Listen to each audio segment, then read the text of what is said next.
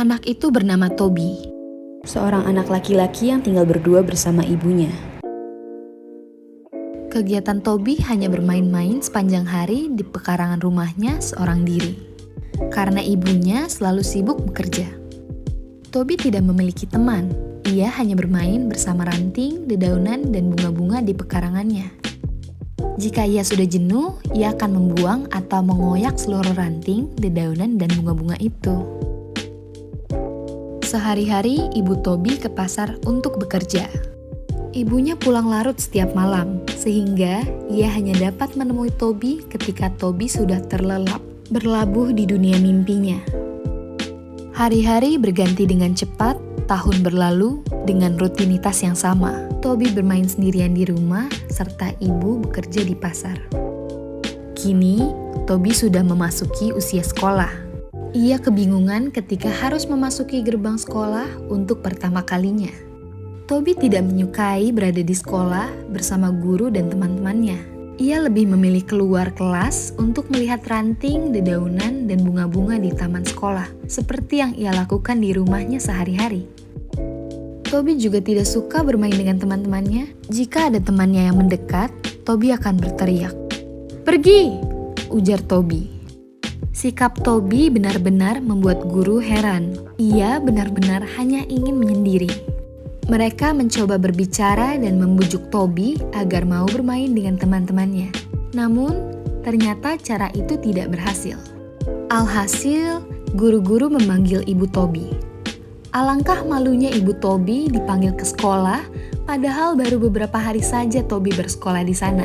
"Toby, ibu sangat malu sekali. Kenapa kamu selalu menyuruh teman kamu untuk pergi kalau mereka mendekat?" Toby tidak suka. Toby ingin sendiri saja. "Kalau di sekolah kamu harus bisa berteman dengan yang lain." Nada suara ibu Toby mulai meninggi. "Besok, minta maaf dengan teman-teman yang sudah kamu suruh pergi." Toby berlari sekencang-kencangnya ke halaman belakang. Ia tidak menangis, tidak pula bersedih. Ia hanya berdiam diri di sana. Keesokan harinya, Toby pergi ke sekolah. Ia pun kembali melakukan hal yang sama dengan teman-teman di kelasnya. "Pergi!" kata Toby. Namun kali ini, teman-teman Toby tidak kunjung pergi. Mereka hanya menatap Toby dalam-dalam. Keheningan itu berhasil membuat Toby merasa kikuk, dan ia memutuskan untuk pergi berlari sendiri. Sesampainya di halaman rumah, ia tidak menyangka jika ibunya juga ada di sana. "Ibu kenapa di rumah? Harusnya ibu bekerja di pasar kan? Ibu sakit?" tanya Toby. Ibu mengangguk. Hari ini hari pertama ibu tidak bekerja ke pasar. Badan ibu tidak enak. Toby mematung, memandangi ibunya. Baru pertama kali ia memandangi ibunya di siang hari seperti ini. Satu-satunya ingatan tentang ibunya adalah punggung ibu di pagi hari yang bersiap untuk beranjak menuju pasar.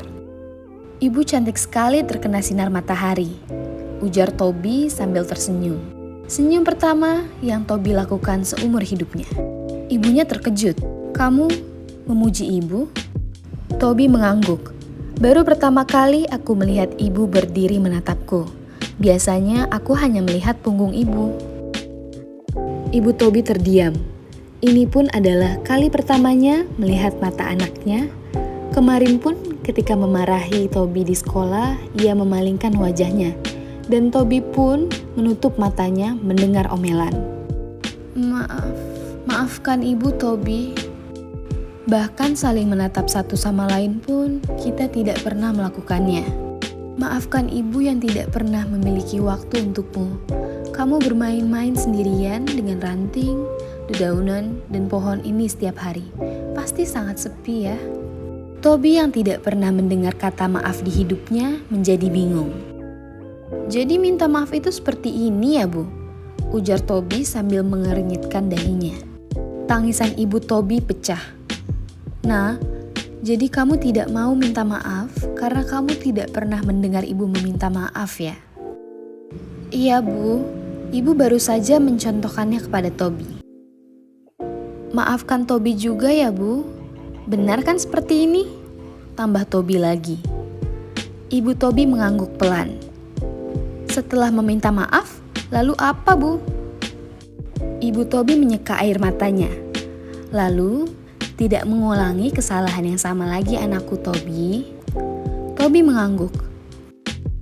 Ibu memeluk Toby dan membisikkan, "Terima kasih sudah menjadi anak ibu." Sebuah kata yang belum sempat ia sampaikan kepada anak sematawayangnya sejak ia melahirkannya. "Ibu menangis?" ujar Toby. "Terima kasih, Bu," ujar Toby sambil menatap wajah ibunya. "Toby bisa membalas dengan sama-sama," ujar ibu Toby sambil tersenyum sumringah. Toby tertawa kecil. "Salah ya ternyata. Sama-sama, Ibu."